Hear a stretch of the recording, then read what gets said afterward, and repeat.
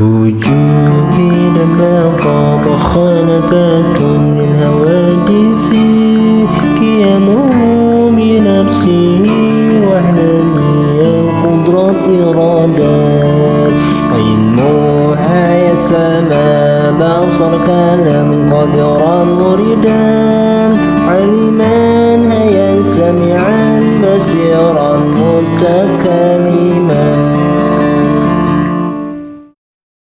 Assalamualaikum warahmatullahi wabarakatuh. Bismillahirrahmanirrahim. Alhamdulillahi wa kafa. Wassalatu wassalamu ala sayyidina Muhammadanil Mustafa wa ala alihi wa sahbihi ahli sidqi wa tuqa, amma ba'du. Para pemirsa yang dirahmati Allah, mari kita teruskan kajian akidah kitab Tijan. Kita akan membahas sifat kalam. Ini merupakan sifat yang nomor 13. Bismillahirrahmanirrahim. Qala al-mu'allif rahimahullahu ta'ala wa nafa'ana bi ulumihi wa amadana bi asrar wa da'alaina min barakati fid darain wa qala rabbi israh li sadri wa yassir li amri wahlul 'uqdatam min lisani yafqahu qawli. Bismillahirrahmanirrahim. Wa yajibu fi haqqihi ta'ala al-kalamu. Sifat yang nomor 13 yang wajib menurut akal bagi Allah yaitu sifat kalam. Artinya wajib menurut akal bahwa Allah berfirman. Lamun dina bahasa Sunda ngadauh. Apa arti wajib menurut akal? Alladzi la yatasawwaru fil aqli adamuhu. Sesuatu yang tidak masuk akal perihal tiadanya. Kalau tidak ada, tidak masuk akal. Berarti mesti ada. Contohnya, akal menetapkan usia bapak itu lebih tua daripada anak. Yang namanya makhluk itu butuh tempat. Yang namanya makhluk punya sifat kalau nggak diam gerak. Akal membenarkan Allah mesti wujud, qidam, baqo, dan seterusnya. Yang harus dipahami, Allah bersifat kalam bukan semenjak diciptakannya akal, juga bukan semenjak adanya alam semesta. Tidak. Sebelum adanya akal, sebelum adanya alam semesta, Allah sudah bersifat kalam. Kenapa? Karena semua sifat-sifat Allah itu qadim. Wajib syarat. Apabila kita meyakini bahwa Allah bersifat kalam, maka kita akan mendapatkan pahala. Sebaliknya, apabila kita tidak meyakini, maka kita akan mendapatkan dosa. Apa itu sifat kalam? Wa huwa sifatun qadimatun qaimatun bidzatihi ta'ala. Sifat kalam adalah sifat yang maujud. Artinya sifat yang nyata. Lau kusyifa al-hijabu la ra'ainaha. Seandainya Allah membuka hijab, maka kita akan bisa menyaksikan kalam Allah yang qadim. Allah dengan makhluk itu tidak ada hijab. Sedangkan makhluk dengan Allah ada hijab, yaitu dosa, terutama dosa hati seperti riya, ujub, sum'ah, takabur, dan seterusnya.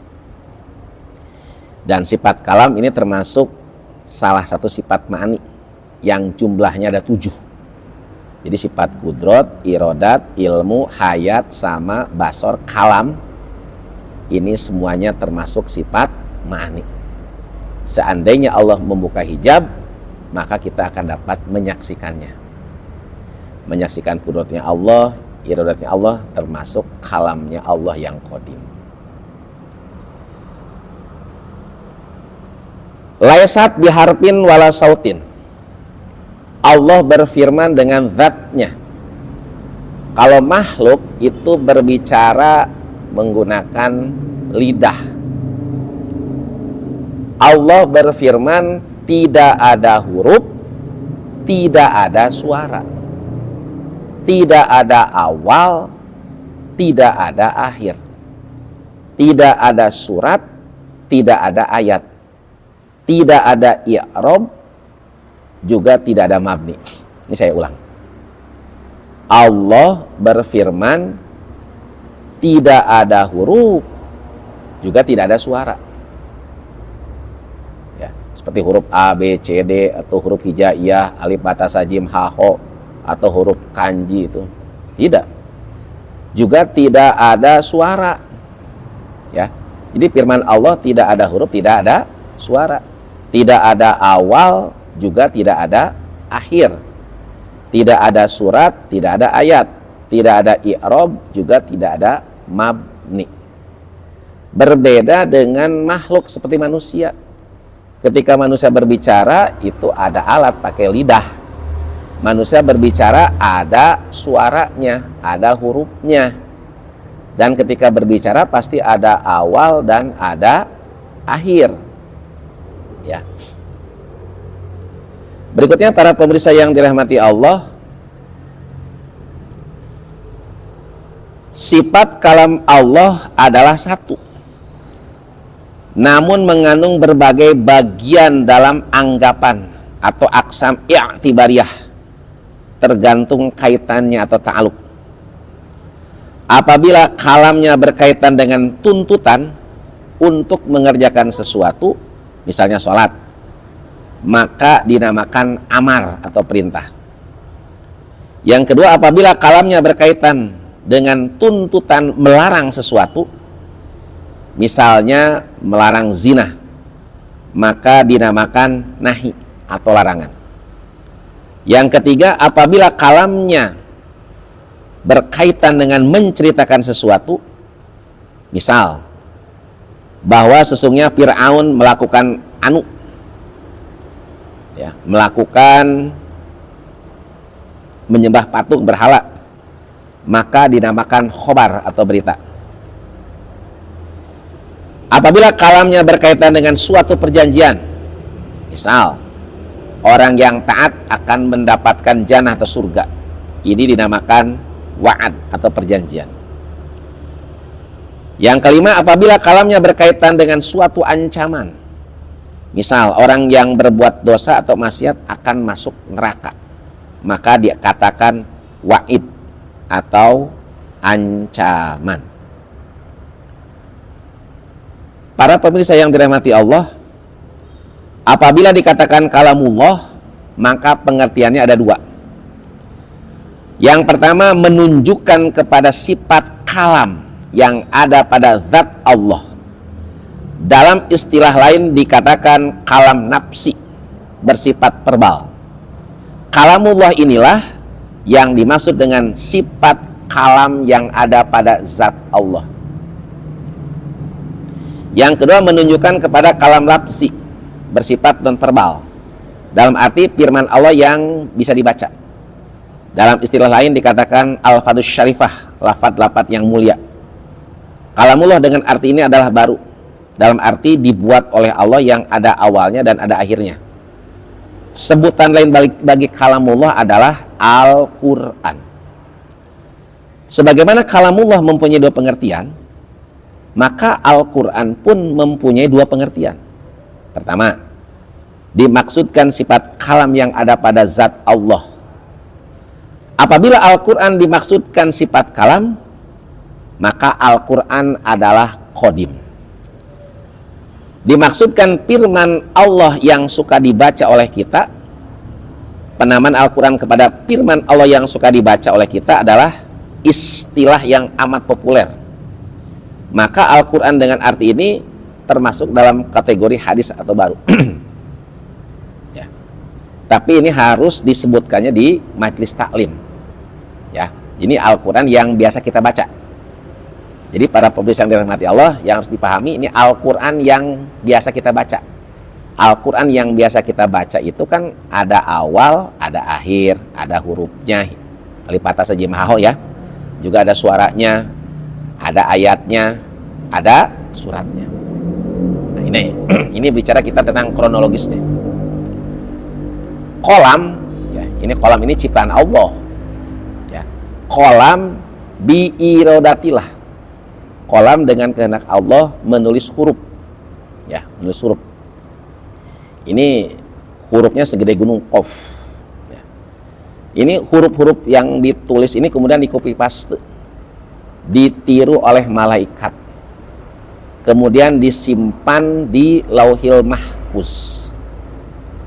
Nah, kemudian pada bulan suci Ramadan, ya, Allah menurunkan Al-Quran. Syahrul Ramadan alladzi unzila fihil Quran. Ramadannya kapan? Awal, tengah, atau akhir? Dalam surat Al-Qadar, inna anzalna fi lailatul qadar. Bahwa Al-Quran itu diturunkannya pada Lailatul Qadar. Lailatul Qadar itu adanya di 10 hari terakhir Ramadan, terutama pada malam-malam ganjil. Ya. Nah, kemudian para pemirsa yang dirahmati Allah, Al-Quran yang tadi 30 juz tadi diturunkan oleh Allah sekaligus dari Lauhil Mahfuz ke Baitul Izzah. Nah, turunnya Al-Quran dari Lauhil Mahfuz ke Baitul Izzah itu namanya Nuzulul Quran, sekaligus 30 juz, 114 surat, 6.666 ayat.